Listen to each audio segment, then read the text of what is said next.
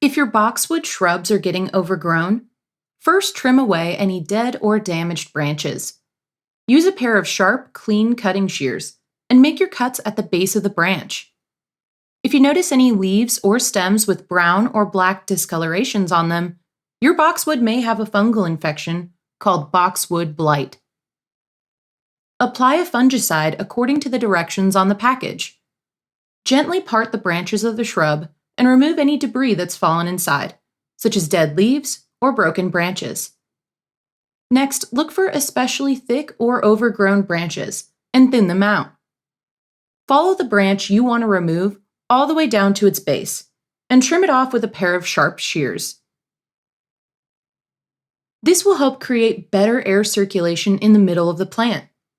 Make sure you don't cut away more than 1/3 of the total number of branches. Once you've thinned out the bush to your liking, use a pair of loppers to cut away any straggly ends that are sticking out beyond the main part of the bush.